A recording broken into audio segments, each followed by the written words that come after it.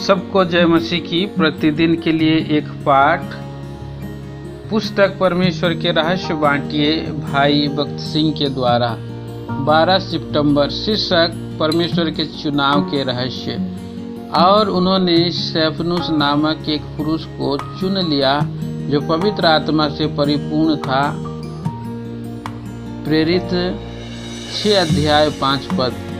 मैं चाहता हूं कि आप प्रेरितों के काम 6 अध्याय 5 पद के इन शब्दों पर ध्यान दें।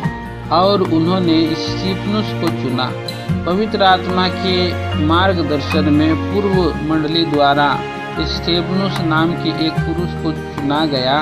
उन्होंने उसे मतदान द्वारा नहीं चुना था, बल्कि एक मन होकर या एक साथ चुना था।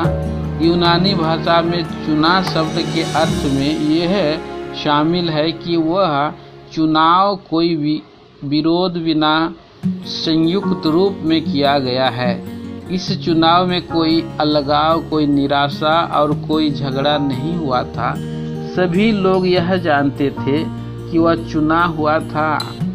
स्तेफनुस शब्द का अर्थ मुकुट है और वह पुरुष हालांकि थोड़ा ही समय रहा, फिर भी उसका जीवन कैसा जयवंत जीवन था।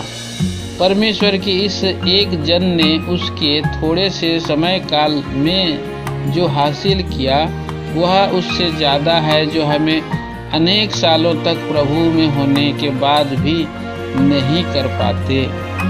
और वह वास्तव में मुकुट पाने योग्य था, जीवन का मुकुट। हमें स्तेफनुस के बारे में बहुत नहीं बताया गया है। हम उसके माता पिता या परिवार या पढ़ाई लिखाई के बारे में कुछ नहीं जानते। वह एकाएक मंच पर चमकते हुए तारे की तरह आता है और सबसे पहला शहीद बन जाता है जिसने उसकी मृत्यु के क्षण में प्रभु यीशु मसीह के नाम को पुकारा था। स्तेफनुस के जीवन और सेवकाई द्वारा हमारे सामने ईश्वरीय चुनाव का अर्थ प्रकट किया गया है। क्या हम भी उसकी तरह चुना जाना चाहते हैं? स्वर्गीय बुलाहट के साथ परमेश्वर के बुलाए हुए होना चाहते हैं? क्या आपके जीव में ऐसा लालसा है जैसे भजनकार के अंदर उस समय थी जब उसने भजन 106 का 1 को इन शब्दों के साथ शुरू किया था, प्रभु की स्तुति करो। स्तुति एक स्वर्गीय बात है।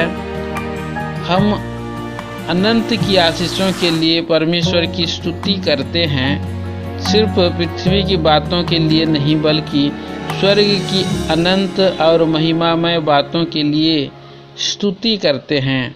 अगर हम एक जीवंत जीवन जीना चाहते हैं तो हमें सबसे पहले यह जानना होगा कि परमेश्वर के लोगों में से एक होने का क्या अर्थ है।